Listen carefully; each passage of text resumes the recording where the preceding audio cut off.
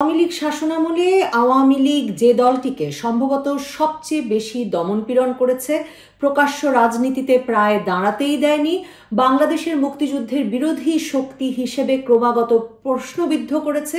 এবং সেই 2013 সাল থেকেই দলটিকে নিষিদ্ধের হুমকির মুখে রেখেছিল, সেই জামায়াতে ইসলামীকেই 15 বছরের আওয়ামী শাসনামল শেষে সবচেয়ে শক্তিশালী এবং সবচেয়ে সংগঠিত দল হিসেবে পরবর্তী নির্বাচনের মাধ্যমে ক্ষমতায় যাওয়ার ক্ষেত্রে অন্যতম সম্ভাবনাময় দল বলে এখন মনে হচ্ছে। বিএনপির সঙ্গে জামায়াতের বিচ্ছিন্নতা তৈরিতে আওয়ামী লীগ অনেক রাজনৈতিক এবং কৌশলগত শক্তি ক্ষয় করেছে। তবে এর ফলে এখন অবস্থা দৃষ্টে মনে হচ্ছে একদিকে বিএনপি নির্বাচনের মাঠে তার যে মূল শক্তি অর্থাৎ বাংলাদেশের ডানপন্থী ইসলামপন্থী ভোট অথবা অনেকে যাকে ভারত বিরোধী ভোট বলেন, সেই ভোট ব্যাংকটি নিরঙ্কুশ সংখ্যাগরিষ্ঠতা হারাতে বসেছে। অন্যদিকে হারিয়েছে বর্তমান প্রেক্ষিতে নির্বাচন বা সরকার বিরোধী কোনো আন্দোলনে মাঠের রাজনীতিতে তার শক্তি সামর্থ্যের একটি মূল উৎস জামায়াতে ইসলামী তার মিত্রকে। অন্যদিকে বিএনপি মুক্ত হয়ে জামায়াতের জন্য বরং তার নেতৃত্বে একটা ইসলামী জোট গড়ে তোলার সম্ভাবনা তৈরি হয়েছে। সে এই মিত্রদের সঙ্গে গেলে নারী নেতৃত্ব, নারীর প্রধানমন্ত্রিত্ব মেনে নেওয়া সহ লিবারেল রাজনীতির যেসব বিষয়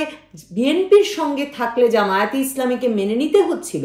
তাও মেনে নিতে হয় না আর জামাতকে, বরং জামায়াত তার আদর্শের ধর্মভিত্তিক রাজনৈতিক দলগুলোকে নিয়ে তার রাজনীতিটাই স্পষ্টভাবে করতে পারে। 5ই আগস্টে শেখ হাসিনার পতনের পর জামায়াতে ইসলামীর নেতাকর্মীরা ব্যাপক সাংগঠনিক শক্তি ও প্রস্তুতি নিয়ে বেরিয়ে আসতে শুরু করে।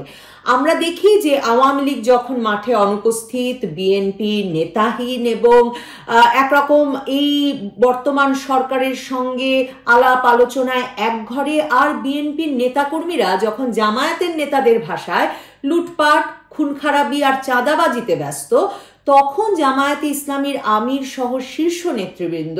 সারা দেশ জুড়ে নীলফামারী থেকে নারায়ণগঞ্জ, চট্টগ্রাম থেকে সিলেটে নির্বাচনী প্রস্তুতি হিসেবে ব্যাপক জনসংযোগ এবং বিশাল সব জনসমাবেশ করছেন। যুদ্ধাপরাধের বিচারে জামায়াত ইসলামীর আমির গোলাম আজম, দেলাওয়ার হোসেন সাইদি, মতিউর রহমান নিজামী সহ শীর্ষ নেতৃত্বের একটি স্তরকে হারানো এবং তার পরের কয়েকটি স্তর 2013-14 সালে যুদ্ধাপরাধের ট্রাইব্যুনালের বিরুদ্ধে আন্দোলনে প্রকাশ্যে রাজপথে নামতে গিয়ে গ্রেফতার মামলায় জর্জরিত হয়ে তছনছ হয়ে যাওয়ার পর দলটিতে দায়িত্ব পান বর্তমান আমির শফিকুর রহমান সহ সে সময়ের মাঝারি বা তার নিচে থাকা নেতৃবৃন্দ। 15 বছরের বেশি সময় ধরে তাদের প্রায় সব কার্যালয়ে তালা। 2023 সালের জুন মাসের আগে ঢাকা সহ দেশের কোথাও 15 বছরেরও বেশি সময় ধরে কোনো সমাবেশ করতে না পারা, এক কথায় প্রকাশ্যে কোথাও কোনো রাজনৈতিক কর্মসূচি দিতে না পেরেও আওয়ামী লীগ আমলে এই নতুন নেতৃত্বের জামায়াতে ইসলামী তার রাজনীতি সম্পর্কে একেবারে সুস্পষ্ট বক্তব্য আর প্রকাশ্য অবস্থান ঘোষণা করার প্রস্তুতি নিয়ে এসেছে এবার 5ই আগস্টের পর। ডেইলি স্টারের সঙ্গে একটা সাক্ষাৎকারে জামায়াতের আমির শফিকুর রহমানকে নারী নেতৃত্ব বা নারী প্রধানমন্ত্রিত্ব নিয়ে প্রশ্ন করা হলে তিনি উত্তর দেন,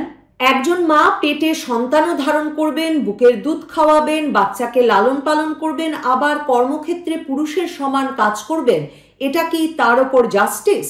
জামায়াতের আমির বলছেন, মায়েদের ওপর অবিচার হবে, এটা আমরা চাই না। স্বার্থের রাজনীতিতে জামায়াতে ইসলামীকে তার যেসব মতবাদ বা রাজনৈতিক আদর্শের জন্য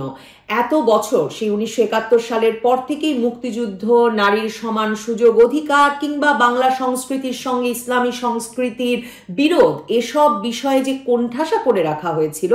5ই আগস্টের পর থেকে প্রকাশ্য রাজনীতিতে আসতে শুরু করার পর থেকেই জামায়াতের আমির সহ শীর্ষ নেতৃবৃন্দের সংবাদ মাধ্যমের সঙ্গে খোলামেলা মত প্রকাশ দেখলে বোঝা যায় যে তাদের রাজনীতি নিয়ে সুস্পষ্ট অবস্থান ঘোষণা করতে সকল প্রস্তুতি নিয়ে এবার তারা রাজনীতির মঞ্চে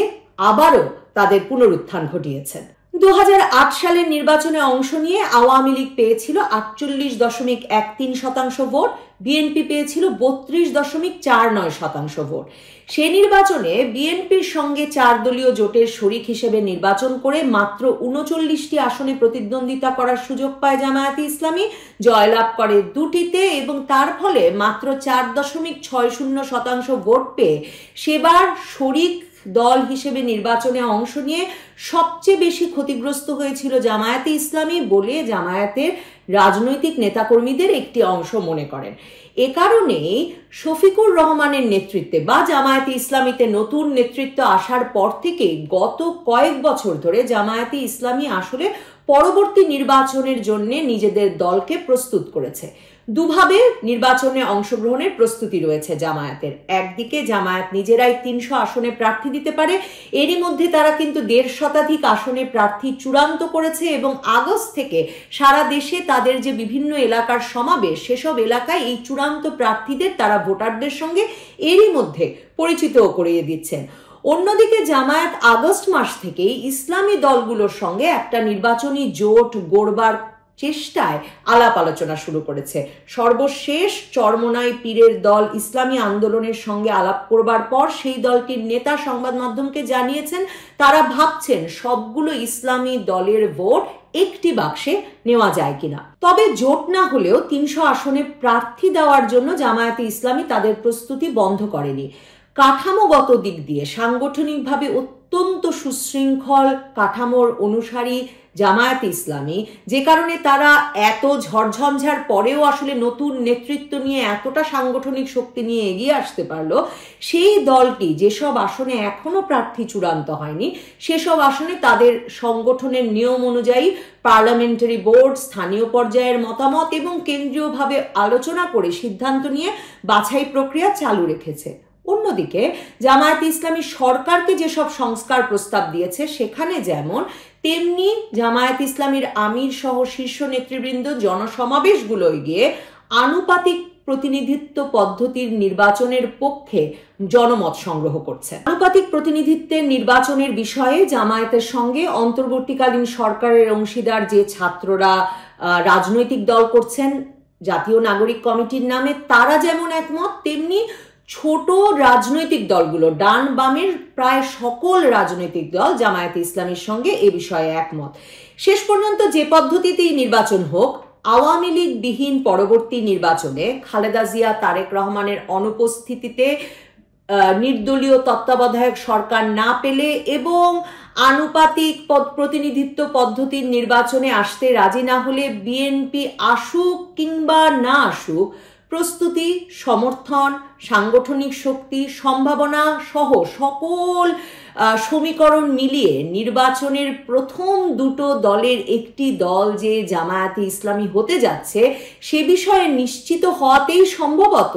ঢাকার কূটনৈতিকরাও আগস্ট মাস থেকে সেই 2011 সাল থেকে বন্ধ থাকা জামায়াতের কেন্দ্রীয় কার্যালয় মগবাজারে সেখানে গিয়ে জামায়াতে ইসলামীর শীর্ষ নেতৃবৃন্দের সঙ্গে দেখা করে আসছেন।